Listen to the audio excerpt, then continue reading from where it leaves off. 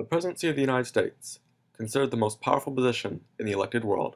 Most presidents promise a lot coming into the office, but what they all promise is with great power comes great incompetence. We'll see who are the most incompetent of the bunch, counting down the bottom 10 of our presidents, to see who has stubbed our growth the most over our 228 years. Spotting 10th place on our list is William Henry Harrison. William Henry Harrison didn't do all that bad in office. In fact, he didn't do much at all. He died 32 days after his inaugural address, where he caught a cold. Like Andrew Jackson, President Harrison would have been famous as a general for taking territories from the Indians and giving it to the U.S. In Andrew Jackson's case, it was Florida, and for Harrison, it would have been the Great Lakes. Despite all this, Harrison ran for the Whig Party, but was still a concisive manifest destinaist. But, like his lungs, his administration was never meant to hold water. Number 9 is Gerald Ford. Gerald Ford became the 30th President of the United States by appointment. He was first a congressman who was chosen by Nixon to take the place of his vice president, who was found guilty of tax evasion, and the Constitution was changed so that LBJ could choose a vice president, therefore giving Ford the opportunity to enter the White House after Nixon's resignation. Nixon was pardoned from the Watergate scandal by Ford as an act of grace for overturning the office so easily. This made him enormously unpopular with American people, who saw Nixon as the worst criminal in America. Watergate consisted of people from Nixon's campaign being found to be breaking and entering into the Watergate Hotel in Washington, where Nixon's Democratic opponent had one of his offices. As president, Ford called many Americans to become more conservative, but he really didn't make the government more conservative, and overall it still had many of the liberal programs that LBJ had introduced. This became the norm for physical conservative Republicans after Ford, as many of these programs are very popular, like SNAP, which hands out millions of food stamps every year, consisting of 13% of the population using it to find nutrition. While these liberal programs seem obtuse in an otherwise conservative America, they're very effective, and Republicans like Ford don't really produce a better answer. Ulysses Grant, our 8th worst president, was the head of the Union forces under Lincoln's direction and discretion. His success as a general in the latter half of the Civil War secured him the popularity to win the presidency. In general, Congress itself saw less friction with the executive branch than under Johnson, but this did not speak for the American people. Much of the Grant's administration is known for its corruption and lack of solid policy. Grant ran on a ticket that aimed to support many of the Western moving peoples, but Grant allowed the deflation of currency as a true gold standard, which saw silver eclipsed. The high deflation was bad for debtors, like farmers awaiting harvest to pay such debts, and was good for creditors, like banks, who wanted the money loaned out to be in it of itself an investment, which would be returned in not only higher quantity, but quality. Corruption by Congress in the Union Pacific Railroad overcharge of the U.S. by over 300% was revealed, and shares of the corporation, known as Credit Mobilier, owned by Union Pacific to build the railroad, were accepted and distributed by congressmen as bribes, who were increasingly seen to be acting within their own interest to the American people. Cabinet members were also included in this scandal. Grant's administration started to ruin the validity of the spoils system for the American people. Jimmy Carter, considered one of our worst presidents for international issues, is also considered one of the best diplomats after his presidency.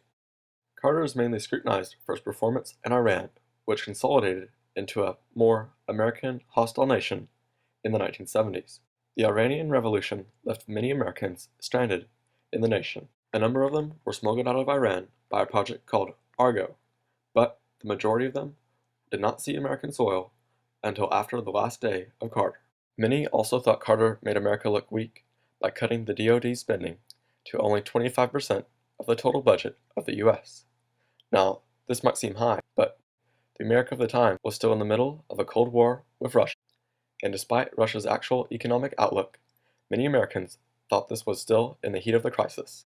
In the wake of his other diplomatic efforts, though, Jimmy Carter was awarded the Nobel Peace Prize in 2002, and he was joined by Barack Obama as the 4th Nobel Peace Prize winner in the office.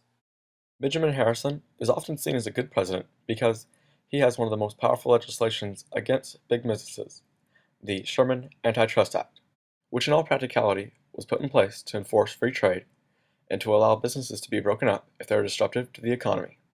Now, while this all sounds good, The bill's placement was actually adverse to this concept. The bill was used to disrupt and destroy unions that encouraged people to not work under bad conditions, and overall allowed businesses to thrive. He also raised the protectionary tariff to its highest, which further centralized and isolated American market. All this culminates into Benjamin Harris being the least progressive president of the Gilded Age. Rutherford Hayes. President Hayes brought an end to Reconstruction and therefore the end of civil rights enforcement in the South on the back of a deal which was made between representatives by a group of Republican and Democratic congressmen who featured a majority consisting of Republicans, and so inadvertently Hayes was chosen as president, infuriating both Northern Democrats who saw no secession and those in the Republican Party who were not in favor of Hayes as the Republican candidate. Hayes spent his first year in office fulfilling his electoral obligations to end Reconstruction. He attempted to keep the gold standard and inflation low by keeping the U.S. out of silver, but in doing so, Hayes had made those working off of credit opposed to him, and by the middle of his presidency, he was alienated by all of Congress and, respectively, the country. Except for the weak South, Hayes was unable to keep his veto power alive against his strong Congress that grew to see him as the most corrupt element of the government. The following election saw the advent of the Republican Party reforming under an anti-corruption campaign via James Garfield. Number 4. Warren Harding.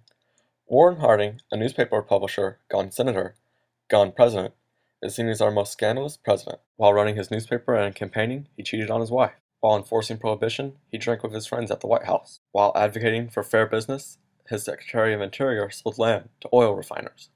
The best thing in many people's opinion that Warren Harding did in office was die before his scandals came to light. Warren Harding did, however, have a claim to fame. He did advocate for a return to normalcy, and in doing so, advocated for lower taxes, in particular, lower income taxes. But this at the time is seen as particularly devastating, because the only taxes that the government collects before this are based on excise taxes, aka whiskey, which is, at the time, banned in the US, and the only other tax is tariffs, which are more protective than revenue, because America already owns most of the world's means of production. Our third worst president, James Buchanan. James Buchanan is the last president before the Civil War, and being so, the last president before Lincoln. Lincoln is seen as the tipping point where the Republican candidate beat out the Northern and Southern Democrats as they separated, but it is James Buchanan who decides to do nothing while the country goes to chaos.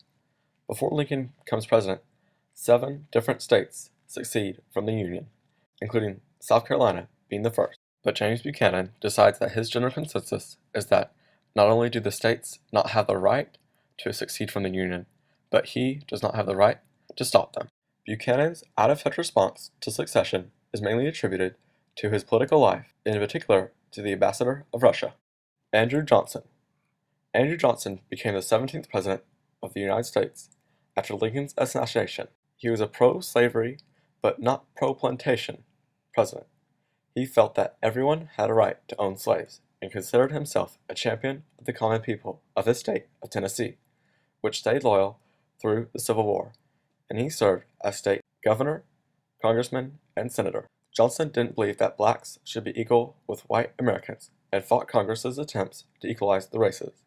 The midterm elections of 1866 established a hugely Republican Congress, partly as a result of this Congress's refusal to seat representatives from the former Confederate states that Johnson allowed to reorganize under governors, who attempted to bring the status quo of white superiority back to its pre-war levels, which was unacceptable to most of the embittered Union, which was driven to end the injustice of the South. Congress attempted to pass a civil rights bill which would give citizenship to free blacks, but Jackson vetoed it.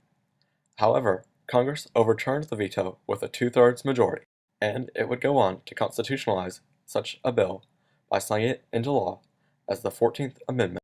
Andrew Johnson proved himself as being incompetent to lead the nation by attempting to stop Reconstruction policies to ensure black freedom, which not only alienated him from the rest of the Republican Party but saw him effect zero legislation after 1866, but also earned him an impeachment, allowing him to stay in office by only 1 vote. He also lost popularity with the people, no longer saw him as the Unionist, but as the soft president in hard times who was unwilling to hold the South accountable. After Johnson is even denied the chance to run for the presidency for the Democratic Party in 1868, he spends the rest of his life, being the next 6 years, running for office for either the House or the Senate, only to die 5 months into his first term. And our worst president is Andrew Jackson. Andrew Jackson is the first Democratic president. Andrew Jackson started his political life as a general and grew fame in his accomplishments in the War of 1812, and his career ended when he attacked Spanish settlements in Florida against Monroe's command. One thing unique about Jackson's political career is that he doesn't start life in a wealthy family and builds himself up as a self-made man and a man of the people. Jackson is known for his conflicts with Indians, and this does not stop in his presidency. In his presidency, he starts what would become the Trail of Tears, when the Indian Removal Act is designated as unconstitutional by the Supreme Court. Jackson famously says, "John Marshall has made his decision, I'll let him enforce it." Another way that Jackson grabs power is the veto of the second charter of the National Bank. This was already technically the Second National Bank, but Jackson refused to extend its life and funneled all its money into pet banks. This was so disastrous that economics in America grinded to a halt that had not been seen since the dreaded embargo. And overall, Andrew Jackson is the founder of what will become the spoils system.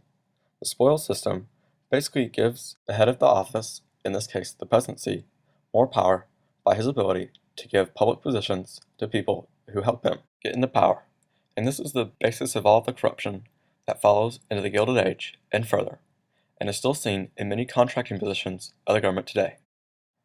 The president, because and despite him, there are some of the U.S.'s biggest problems and victories, and their responses to the world around them have shaped how the rest of us have lived from their point on. On either side, we live in the country that they have shaped, for the better or worse.